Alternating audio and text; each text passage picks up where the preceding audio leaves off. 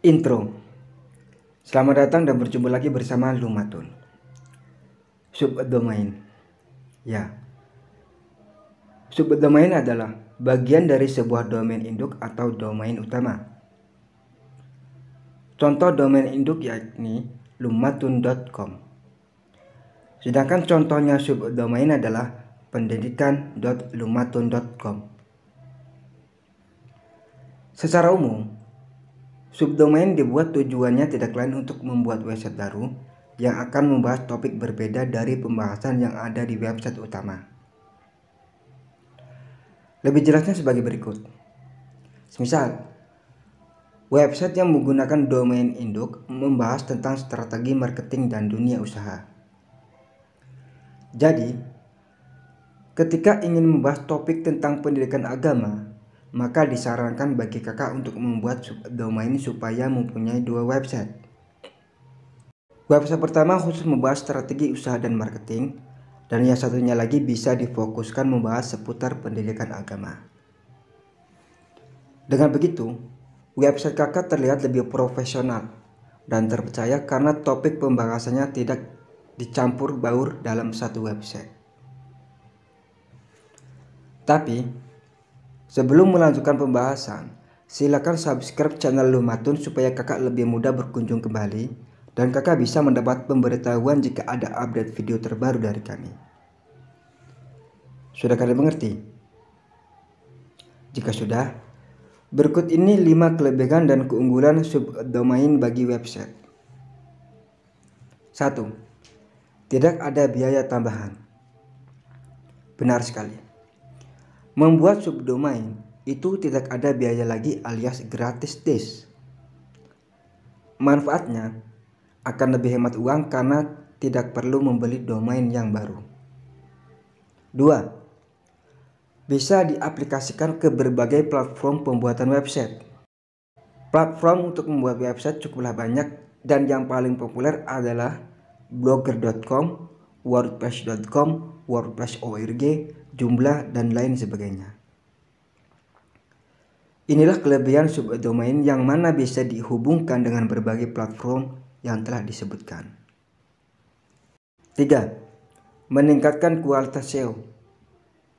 Search Engine Optimization atau biasa disebut dengan SEO merupakan upaya kita supaya website kedatangan pengunjung yang melimpah.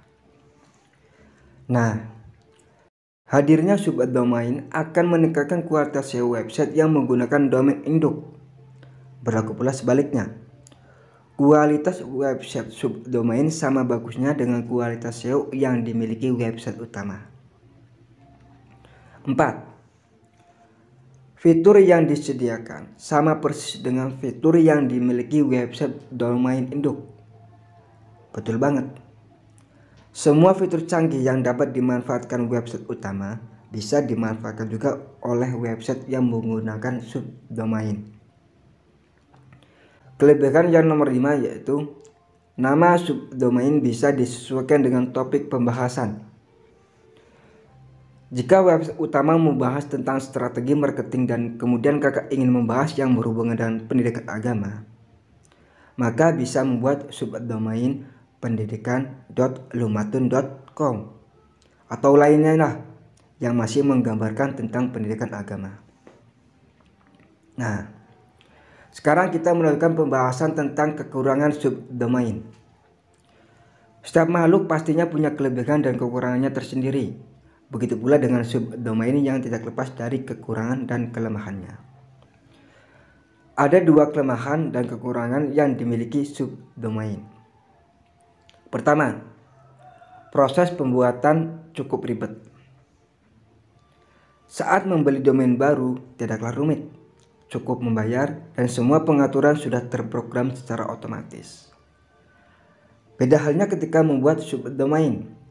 Kita perlu mengatur DNS, CNAME, dan data teks dan lain sebagainya secara manual supaya subdomain tersebut mampu difungsikan secara sempurna. Kekurangan yang nomor 2 yaitu mempengaruhi kinerja hosting. Perlu kita ketahui, dunia website tidak lepas dari 2 komponen penting yakni domain dan hosting. Di dalam hosting sendiri terdapat berbagai fitur, dan diantaranya adalah kapasitas penyimpanan, RAM, CPU, prosesor, dan masih banyak lainnya. Ketika membuat subdomain, tentunya membutuhkan kapasitas penyimpanan hosting yang lebih dan memerlukan kinerja RAM, CPU, sehingga nantinya bisa berdampak negatif terhadap kinerja hosting. Kiranya cukup itu yang dapat kami sampaikan dan semoga saja mudah dipahami. Terima kasih.